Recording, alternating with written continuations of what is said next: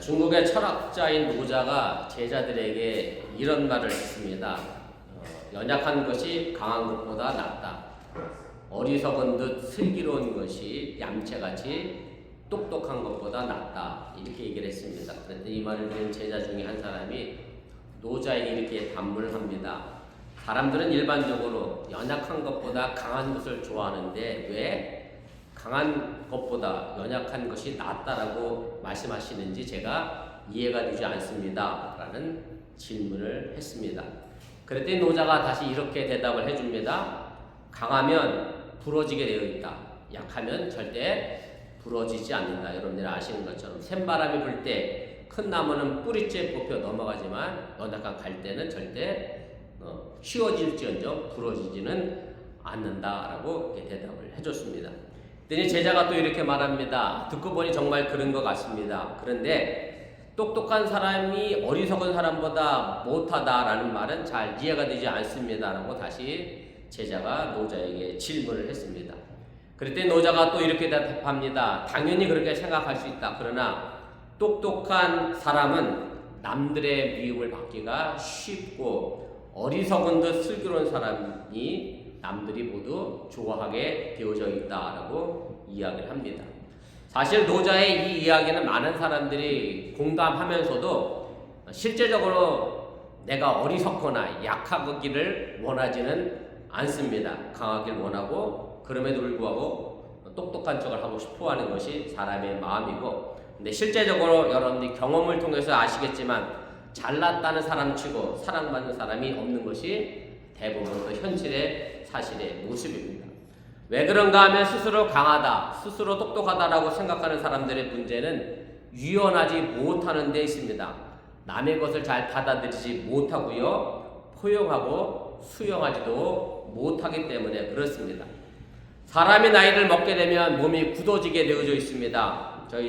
지난주에 저희 장모님이 뇌경색으로 급하게 응급실을 다녀왔다는 연락을 들었는데, 사실 뇌경색을 쉽게 말하면 뇌혈관이 이제 막혀서 뇌 조직이 굳어가는, 죽는 그런 병입니다. 뇌가 굳어지는 건 아니죠. 혈관이 콜레스테롤이 쌓여서 그 혈관이 굳어지다 보니 결국 혈관이 막히게 되고, 그래서 피가 원활하게 돌아가지 않으면 그것이 뇌경색이라고 하는데, 사실 이런 몸의 변화는 나이가 들수록 몸 전체에 나타나게 되고요. 대부분의 성인병이라고 일컬어지는 병들은 다 굳어지는 병이라고 해도 틀리지가 않습니다. 이제 완연한 봄이 됐습니다. 저도 이맘때가 되면 제 집에 있는 텃밭을 삽으로 갈아엎고 모종을 심습니다. 겨우내 딱딱하게 굳어져 있는 땅을 갈아엎고 딱딱한 흙덩이를 잘게 부순 다음에 거기에 모종을 심어야 그 모종은 잘 자라게 되어져 있습니다. 그래서 강하다, 똑똑하다라고 하는 말을 제가 이제껏 말한 것에 근거해서 다시 표현하자고 하면, 강한 사람은 남의 것을 받아들이지 않고 똑똑한 사람은 남의 지식과 조언과 충고를 받아들이지 못하는 사람이다라고 그렇게 표현을 할 수가 있습니다. 그런데 나이가 들면 육체적으로 몸만 굳어지는 게 아니라 사실은 마음도 굳어집니다. 장모님 얘기했으니까 장인어른 장모님 얘기 하나 더 할게요. 우리 장인어른 평생 말 그대로 초가부장적으로 사신 분이라 저희 장모님이 뇌경색으로 병원에 갔다 오시니까 아프셨잖아요. 집에서 밥을 못 해 먹겠다고 나가서 사드시자고 그랬대. 그때 우리 장인어른이 장모님 모시고 외식을 가셨다는 거야. 그리고 나서 이제 먹었잖아요. 나오시면서 나 지갑 안 갖고 왔는데 당신 돈 있어? 그래서 장모님이 돈을 냈다는 거야. 그래서 우리 장인어른 말씀이 먹자고 한 사람이 뭐 하는 거다? 돈을 내는 거다. 맨날 내 돈만 뺏어가면서 내 돈 쓰게 만들고 당신은 돈 한 번도 안 쓰냐. 그래서 우리 집사람이 막 뭐라고 야단을 쳤어요. 왜 엄마 우리 사이에 네 돈 내 돈 왜 따지냐고. 여러분 따지고 사세요? 따지지 마세요. 뭐 내 돈 국밥 한 그릇에 내 돈 내도 따져봐야 무슨 의미가 있겠어요. 근데 우리 아버님은 평생 그렇게 사셔서 아무튼 그 마음에 굳어진 마음을 참, 그랬다 딸이 암만 그렇게 야단을 친다고 해서 뭐 변할 건 제가 분명 아닐 거라 생각합니다만, 참 나이가 들수록 더 마음이 굳어져서 이게 남의 이야기를 받아들이는 게 쉽지가 않습니다. 그래서 몸이 굳어지는 것 못지않게 위험한 것은 사실은 마음이 굳어지는 것이고요. 마음이 굳어진 사람은 결국 모든 인간관계에서부터뿐만 아니라 다른 사람도 위험에 빠뜨릴 수 있게 되고 더 나아가서는 구원과 영생까지 잃어버리게 된다는 그런 말씀입니다. 오늘 우리가 읽은 히브리서의 본문이 사실은 이제 그것을 말해주고 있습니다. 히브리서 저자는 과거 이스라엘 백성들이 광야에서 실패했기에 하나님이 약속한 가나안 땅에 들어가지 못했다라고 말합니다. 이스라엘 백성들이 광야 40년 동안에 하나님의 음성을 들었고 그리고 하나님이 하시는 놀라운 기적들을 보았고 하나님의 약속을 받았음에도 불구하고 그들의 마음이 완고하여져서 하나님의 약속을 믿지 못했다라고 이야기하는 거고 그리고 그 결과 출애굽 세대들은 하나님의 안식에 들어갈 수 없었다라고 하는 것이 사실 오늘 우리가 읽은 긴 본문의 간략한 내용이라고 할 수가 있습니다. 그럼 왜 이스라엘 백성들은 그런 하나님의 약속의 말씀을 믿지 않고 하나님의 약속을 받아들이지 못했느냐라고 하면 히브리서 저자는 그 이유를 바로 마음이 완고했기 때문이다라고 우리에게 알려주고 있습니다. 완고라고 하는 이 단어가 오늘 본문에 가장 많이 등장하는 이유가 바로 여기에 있습니다. 결론적으로 말씀드리면 우리도 완고해지면 하나님의 약속을 잃어버리고 천국에 들어가지 못하게 된다는 그런 말씀입니다. 오늘 본문에 완고라는 단어가 이제 8절과 그 다음에 13절, 15절에 나오는데 그 문장은 바로 이렇게 되어 있습니다. 너희의 마음을 완고하게 하지 말라 이렇게 되어 있습니다. 완고라는 단어가 사실은 조금 어려운 단어가 일상적으로 잘 쓰지 않는 그런 단어이긴 합니다만은 그 말의 사전적인 의미를 보면 융통성이 없고 고집이 센 사람을 완고한 사람이라고 얘기하고 그러다 보니 다른 사람의 이야기를 잘 듣지 못하는 사람을 흔히 완고한 사람이다 라고 그렇게 이야기합니다. 이 부분의 영어 성경은 이렇게 번역이 되어 있습니다. NIV 영어 성경에 보면 Do not harden이라고 되어 있어요. 요 하트 딱딱하게 만들지 말라는 얘기죠. 우리의 마음을 딱딱하게 만들지 말라라는 말로 번역을 했고요. 그래서 히브리서 저자는 오늘 본문에서 이 문장을 3번이나 반복하는 것은 마음을 굳어지게 하게 하고 부드럽게 굳어지지 않게 하고 부드럽게 하는 게 얼마나 우리 인생을 살아가는데 또 신앙생활에 중요한 것인가를 강조하고 있다는 그런 얘기입니다. 유대인들의 지혜의 책인 탈무드에 보면 이런 이야기가 하나 있습니다. 당나귀는 예루살렘에 가도 당나귀다 말이 있는데 당나귀의 대표적인 특성 고집불통이라는 의미 때문에 당나귀 쓴 건데요. 당나귀란 짐승이 이제 고집불통이라 아무리 거룩한 성 예루살렘에 가봐야 그 속은 변하지 않는다라고 하는 얘기고 우리의 속사람이 그렇게 쉽게 변하지 않는 것을 보여주는 것이 오늘 이 탈무드에 나와 있는 격언의 내용이라고 할 수가 있습니다.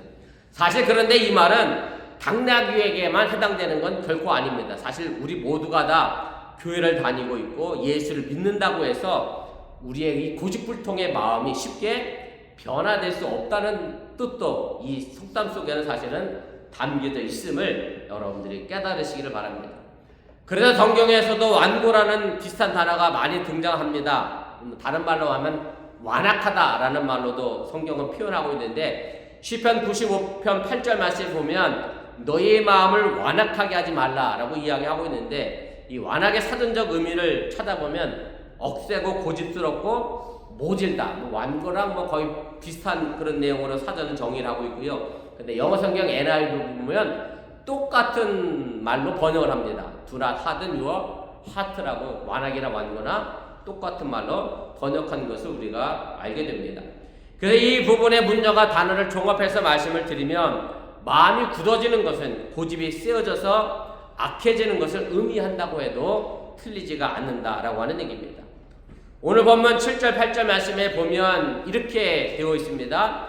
그러므로 성령이 이르신 바와 같이 오늘 너희가 그의 음성을 듣거든 광야에서 시험하던 날에 거역하던 것 같이 너희 마음을 완고하게 하지 말라.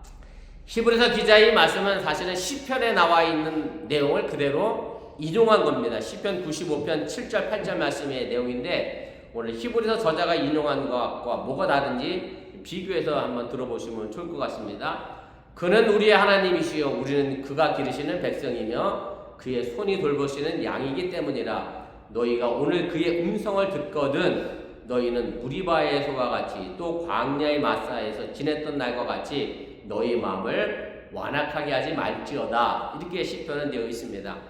시편의 원래적인 본문에는 성령이 이르신 바와 같다라고는 말은 사실 없습니다. 대신 하나님의 음성을 듣거든 이렇게 되어 있는데, 히브리 저자가 여기다가 성령이 이르신 바와 같다라고 이야기한 것은 뭐냐면, 과거뿐만 아니라 지금도 그리고 앞으로도 성령은 여전히 우리와 함께 하실 것이고, 그때마다 성령이 우리에게 들려주시는 말씀에 대하여 우리가 완악한 마음을 갖고 완고한 마음을 갖고 하나님을 믿지 않고 하나님의 뜻을 따르지 않는 것에 대한 경고의 말씀을 우리에게 해주고 있다라고 하는 얘기입니다. 결국 이 말씀을 통해 우리가 깨달아야 하는 것은, 마음이 완고해지면 우리의 마음이 굳어지게 되고, 그렇게 되면 하나님의 음성을 들어도 하나님을 신뢰하기는커녕 도리어 하나님을 시험하게 되고 하나님을 거역하게 된다라고 하는 얘기고, 그래서 이 마음이 굳어지는 이 병이 어떻게 보면 완고해지는 것이 가장 무서운 질병이라고 해도 틀리지가 않습니다. 시편 95편에서 이 시편 기자가 이스라엘 백성이 애굽에서 탈출한 다음에 광야 40년을 지낸 동안 하나님을 시험하고 믿지 못한 대표적인 사건을 가지고 무리바와 마사에서 일어난 사건을 이야기하게 되는데, 사실은 무리바와 마사는 같은 지역입니다. 같은 지명인데 다른 이름으로 이제 부르고 있는 겁니다. 무리바라고 하는 의미는 다툼이라고 하는 뜻이고요, 마사라고 하는 히브리어 의미는 시험하다라고 하는 그런 뜻입니다. 이 내용의 말씀은 출애굽기 17장 1절부터 7절까지 있는 말씀의 내용인데, 여러분들이 이미 다 아시는 내용인데, 광야시 백성들이 물이 없어서 목이 말라 모세를 향하여 원망했잖아요. 결국 모세를 향하여 목이 말라 죽겠다고 원망한 것은 하나님을 원망한 거죠. 그래서 정말 하나님이 우리와 함께 하시는지 안 하시는지를 시험을 하게 됩니다. 그래서 그곳 이름을 마사다 혹은 무리바다라고 그렇게 이제 불렀다고 하는 얘기입니다. 출애굽기 17장 7절 말씀인데, 그가 그곳 이름을 마사 또는 무리바라 불렀으니 이는 이스라엘 자손이 다투었음이요 또는 그들이 여호와를 시험하여 이르기를 여호와께서 우리 중에 계신가 안 계신가 하였음이더라. 이 말씀은 출애굽한 이스라엘 백성들이 광야에서 그들의 마음이 완고하여졌고 완악해졌기 때문에 자신들을 출애굽시킨 지도자 모세와 다투게 되었고 하나님을 시험하고 하나님을 거역했다라고 하는 그런 얘기고요.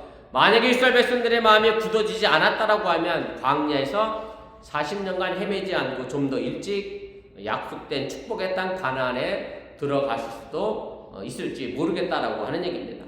그런데 이스라엘 백성들은 광야 40년의 여정의 길을 가는 동안 척박하고 어려운 환경만 만나게 되면 금세 마음이 굳어져서 모세와 다투었고요, 하나님을 향하여 원망하고 하나님을 시험하는 일을 반복하게 됐고, 결국 출애굽 세대는 제가 지난주에도 말씀드렸던 것처럼 광야에서 전부 죽었고 오직 여호수아와 갈렙만 가나안 땅에 들어갔다는 사실을 여러분들이 또한 깨달으시길 바랍니다. 어찌 보면 이스라엘 백성들의 삶을 보면 참 어리석다라고 할 수밖에 없는데, 사실 이것이 비단 이스라엘 백성들의 삶뿐만 아니라 바로 우리 인간의 어리석음을 보여주고 있는 단편적인 사실이라고 하는 것을 여러분들이 깨달으시기를 바랍니다. 지금도 우리의 마음이 굳어져 있으면 여전히 우리는 하나님의 음성을 들을 수가 없습니다. 설령 하나님의 음성을 듣는다 할지라도 그 뜻을 이스라엘 백성들처럼 다른 뜻으로 왜곡하여 삐뚤어진 곳으로 갈 수밖에 없다라고 하는 얘기입니다. 그래서 우리말에 그런 속담 비슷한 거 있잖아요. 내가 찰떡같이 얘기했는데 저 사람은 내 얘기를 어떻게 듣죠? 개떡같이 듣고, 내가 개떡같이 이야기해도 저 사람은 찰떡같이 듣는 그런 얘기 있잖아요. 그게 결과적으로 보면 그 사람과 나와의 관계의 문제고, 마음이 완고해지면 아무리 찰떡같은 말씀을 해도 개떡같이 들려지게 된다라고 하는 얘기. 그렇게 되면 우리들의 신앙생활을 제대로 할 수 없게 된다고 하는 그런 말씀의 내용입니다. 그리고 그 다음에 또 다른 완고라고 하는 표현이 나와 있는 본문이 있는데, 본문 12절 13절 말씀입니다. 형제들아 너희는 삼가 혹 너희 중에 누가 믿지 아니하는 악한 마음을 품고 살아계신 하나님에게서 떨어질까 조심할 것이요 오직 오늘이라 일컫는 동안에 매일 피차 권면하여 너희 중에 누구든지 죄의 유혹으로 완고하게 되지 않도록 하라. 이런 말씀이 있습니다. 이 말씀은 우리의 마음이 굳어지게 되면 나타나는 게 두 번째 현상이 바로 마음이 악해지고 죄의 유혹을 받기가 쉽게 된다라고 하는 얘기입니다. 여기서 마음이 악해지는 것이 뭐 세상적으로 나쁜 생각을 품고 나쁜 일을 한다는 그런 의미가 아니라 그보다는 하나님을 믿지 않으려고 하는 마음을 말하고 있음을 여러분들이 깨달으시기를 바랍니다. 그래서 악한 마음을 품는 것은 하나님에게서 내가 자꾸 멀어지는 것이 악한 마음이라는 얘기지, 내가 세상에 나가서 뭐 도둑질하고 남의 것을 뭐 남을 해치려고 하는 것이 성경에서 말하는 악한 마음이 아니라고 하는 것을 여러분들이 잊지 마시기 바랍니다. 그래서 믿지 아니하는 이 악한 마음은 하나님을 피하려고 하고 하나님을 멀리하고 자기 뜻대로 내 마음대로 행동하려고 하는 사람의 좋지 못한 신앙의 성향을 나타내는 말임을 여러분들이 믿으시기를 바랍니다. 사실 이것은 신앙생활뿐만 아니라 우리가 살아가는 삶의 모습 속에도 그대로 우리가 적용되어지는 말씀이고, 우리의 마음이 굳어지게 되면 정말로 오늘 출애굽기 기자나 시편 기자가 얘기했던 것처럼 하나님이 계신가 안 계신가 의심하게 되고 하나님을 향하여 멀어지게 되고, 설령 하나님의 천지를 만드시고 이 땅을 다스렸다라고 하는 그 하나님의 말씀을 믿으려 하지 않게 된다는 사실을 여러분들이 깨달으시기 바랍니다. 결국 이렇게 되면 어떤 결과가 나오냐면 하나님을 부정하게 되는 죄의 유혹에 너무 쉽게 우리가 넘어가게 된다는 사실을 여러분들이 깨달으시길 바랍니다. 그래서 오늘 히브리서 기자는 죄의 유혹을 이기기 위하여 본문에 서로 권면하라 이렇게 말씀하고 있습니다. 이 권면을 하루도 쉬지 않고 매일 하라고 하는 말에 우리가 주목할 필요가 있습니다. 죄의 유혹에 대하여 서로 권면하라고 하는 이 말씀 속에는 우리 모두가 다 하나님께 부름받은 제사장이라고 하는 의식을 가지라고 하는 얘기고, 서로가 서로를 권면해서 하나님에서 이루려고 하는 그런 마음의 자세가 우리에게 필요하다라고 하는 얘기고, 그래서 죄에 대한 권면은 사실 목사만이 할 수 있는 게 아니라 믿음의 형제 자매들이 다 같이 함께 해야 하는 일들이고, 이런 측면에서 본다고 하면 우리 모두가 다 하나님께 부름받은 왕 같은 제사장이라고 하는 사실을 여러분들이 잊지 마시기를 바랍니다. 그래서 왕 같은 제사장의 옆 사람이 내게 뭐라고 얘기하면 마음을 완악하게 하거나 완고하게 하지 마시고, 그럴 수도 있겠구나, 내가 생각을 잘못했구나, 포용하고 받아들일 수 있는 마음이 부드러워진 그런 마음들을 여러분들이 가지시기를 바랍니다. 그래서 오늘 본문의 전체적인 맥락을 통해 살펴보면 히브리서 저자가 말하고 있는 죄의 유혹은 하나님의 말씀에 순종하지 않는 것을 의미하는 거고, 하나님의 증인으로서의 사명을 감당하지 않는 것이라고 하는 사실을 여러분들이 잊지 마시길 바랍니다. 히브리서에서 아주 중요하게 생각하는 성경 구절이 하나 있습니다. 바로 히브리서 10장 25절에 있는 말씀인데, 모이기를 피하는 어떤 사람들의 습관과 같이 하지 말고 오직 권하여 그날이 가까운 곳으로 더욱 그리하자. 서로 권하자라고 하는 것은 모이기를 서로 힘쓰자라고, 서로 권면하자라고 하는 것이고요. 이것은 사실은 마지막에 가까울수록 우리가 더욱 모이기를 힘쓰자고 권면해야 하는 일이라고 하는 것을 여러분들 잊지 마시기 바랍니다. 물론 지금 세상이 참 바쁘게 움직입니다. 그러다 보니 교회에 모이기를 힘쓰기보다는 자신의 목적을 따라 움직이는 것이 더 많은 것이 사실입니다. 그러나 이럴 때일수록 더 모이기를 힘쓰게 서로 권면하는 우리 어번교회가 되어주시기를 바랍니다.